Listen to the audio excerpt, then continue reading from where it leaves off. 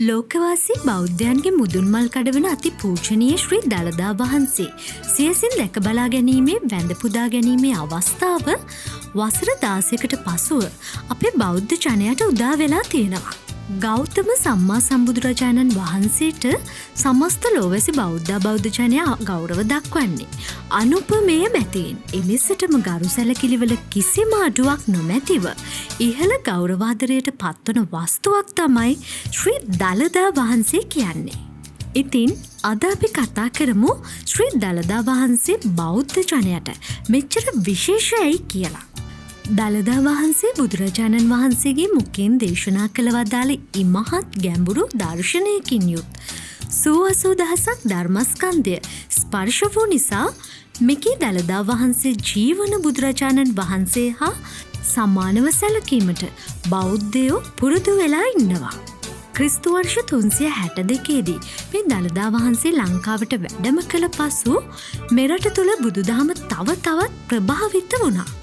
ඒ හේතුවෙන් දළදා වහන්සේ මුල් කරගෙන විශාල සංස්කෘතියක් ගොඩනැගෙන්නට වුණේ ඉතා ඉහළ අන්දමින්. දළදා වහන්සේ මුල් වූ මෙරට ඉතිහාසයට වඩා ඉපැරණි ඉතිහාසයක් දඹදිව සඳහන් වෙලා තියෙනවා. එදා බුද්ධ පරිනිර්වාණයෙන් අනතුරුව මල්ල රජදරුවන්ගේ උයනේදී ආදාහන උත්සවය සිදු වුණා. ඊට පසු දින මෙකී රජවරුන් හා ද්‍රෝණ නම් බමුණා ආදාහනෙන් අනතුරුව ශේෂ වූ සම්බුදු ධාතුන් වහන්සේලා එක් එක් අයට බෙදූ බව ඉතිහාසයේ කියවෙනවා. එහිදී එක් දළදාවක් ශක්‍රයා විසින්ද තවත් එක් දළදාවක් ගහන්ධාර දේශීය රජු විසින්ද ලබාගෙන පුද සත්කාර කරන බව සඳහන්. වාම දන්තධාතුන් වහන්සේ ලබාගත් කේමනම් රහතන් වහන්සේ ක්‍රිස්තුපූර්ව 483 දී කලිංගුරට බ්‍රහ්මදත්ත රජු වෙතේ පිරිනමා තියෙනවා. අනතුරුව එකී ධාතුන් වහන්සේ ගුහසීම රජු සමයේ රාජ්‍ය පුද සත්කාර දන්ත කුමරු නැමැත්තා විසින් වෙසසින් සිදු කර රැක බලාගෙන ඇති බවත් සඳහන් වෙනවා. රජුට එල්ලවුණු සතුරු උවදුරු නිසා දළදා හිමියෝ ආරක්ෂාව පතා ගුහසීව රජු දන්තකුමරුට හා සිය දියණිය වූ හේමමාලා කුමරියට දළදාව සිරිලකට ගෙන යන ලෙසට උපදෙස් දී තිබෙනවා. රාජකීය ස්වරූපය වෙනස් කරලා විශ්වලාගත් මේ දෙදෙනා හේමමාලා කුමරියගේ සුනීල කේශ කලාපෙහි දන්ත ධාතුව සංගවාගෙන ලංකාව බලා නැව් නැගලා තියෙනවා. මහමුහුද මැදදී ශ්‍රී දළදා වහන්සේ අහසට පැන නැගී ප්‍රාතිහාර්ය පෑ බව දළදා වංශය ගැන කියවෙන උසස් සාහිත්‍ය ග්‍රන්ථයක් වන දාඨා වංශයේ විස්තර වෙනවා. මෙබඳු වූ දළදා වහන්සේ රැගත් මේ පිරිස අනුරාධපුරයට පැමිණ මේඝගිරි විහාරයට ගොස් එහි විසූ මහතෙරුන්ට සියලු පුවත් සැලකල ඉන් පසුව එවකට ලංකාද්වීපය රජ කර වූ කිත්සිරි මෙවන් රජුට දළදා හිමි බාර කරලා තියෙනවා. ධම්මචක්ක ධාතු මන්දිරෙහි දළදා හිමි තැන්පත් කර රජතුමා එදා සිට මහත් සත්කාර කර තිබෙනවා. අනතුරුව මෙරට රජ පැමිණි සියලු රජවරුන් විසින් පිළිවෙත් නොසිඳ ඉමහත් ගෞරවාදරයෙන් දළදා වහන්සේට පුද පූජා පවත්වලා තියෙනවා. මේ අතර ක්‍රිස්තු වර්ෂ 640 දී සිදු වූ තවත් එක් සුවිශේෂී සිදුවීමක් මෙලෙස සඳහන් වෙනවා. ඒ උපතිස්ස රජු දවසයි. දළදා වහන්සේ සරසවා කරඬුවක තබා ඇතු පිටින් නගරය පුරා පෙරහැරෙන් වඩම්ම වද්දී කාලයක් තිස්සේ පැවති මහා නිහඬය හමාර කොට මහවැසි ඇදහැළුණු බව කියවෙනවා. චූලවංශය මේ සිදුවීම ඉතා මැනවින් විස්තර කරනවා. කිත්සිරි මෙවන් රජු දවස සිට සිව්වන මිහිඳු හිමි දක්වා මේ පරිද්දෙන් වසර 701ක් අපමණ ගෞරව පුදහර ලබමින් දළදා හිමි අනුරාධපුර රාජධානියේ වැඩ වාසය කරා. රටේ ආරක්ෂා තත්ත්වය අයහපත් වීමත් සමග අගනුවර අනුරාධපුරයෙන් පොළොන්නරුවට සංක්‍රමණය වුණා.